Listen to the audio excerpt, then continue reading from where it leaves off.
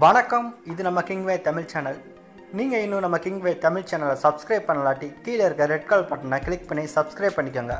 பக்கத்தில் இருக்க பெல் ஐக்கானை கிளிக் பண்ணிட்டீங்கன்னா நம்ம போடுற வீடியோஸ்லாம் உங்களுக்கு உடனே நோட்டிஃபிகேஷனாக வரும்.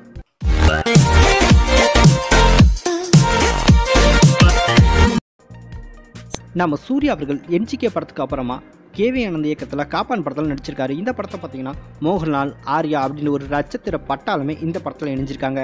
இந்த நிலையில் பார்த்தீங்கன்னா சூர்யா அவர்களுடைய 38வது படத்தை இறுதிச் சுற்று படத்தோட இயக்குனர் சுதா கெங்கராவ் இயக்க இருக்காங்க அப்படின்ற மாதிரி அப்டேட் ஏற்கனவே வெளிவந்துருச்சு. தற்போது பார்த்தீங்கன்னா இந்த படத்தில் தெலுங்குல ரொம்பவே பிரபலமான மோகன் பாபு இந்த படத்தில் இணைய இருக்காரு அப்படின்ற மாதிரி ஒரு அப்டேட் தற்போது வெளியாயிருக்கு. மோகன் பாபு போலவே இன்னமும் ஒரு சில பிரபலங்களும் இந்த படத்தில் இணைய அதிக வாய்ப்பு இருக்குது அப்படின்ற மாதிரி கூடுதல் தகவல்களும் தொடர்ந்து வெளியாயிட்டு வருது. இந்த படம் ஒரு மல்டி ஸ்டார் படமாக இருக்கும் அப்படின்ற மாதிரி எதிர்பார்க்கப்படுது. மேலும் இந்த படத்தை ஏர்டெக் நிறுவனர் ஜிஆர் விஸ்வநாதன் அவருடைய வாழ்க்கை வரலாற்று படமாக தான் இந்த படம் இருக்கும் அப்படின்ற மாதிரி அப்டேட்லாம் ஏற்கனவே வெளிவந்துருந்துச்சு.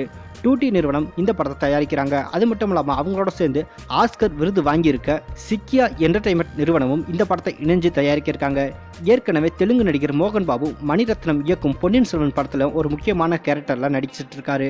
அதே போல் பார்த்தீங்கன்னா தற்போது சூர்யா அவர்களுடைய 38வது படத்திலையும் நடிக்க இருக்காரு அப்படின்ற மாதிரி ஒரு அப்டேட் தற்போது வெளியாயிட்டு இருக்கு.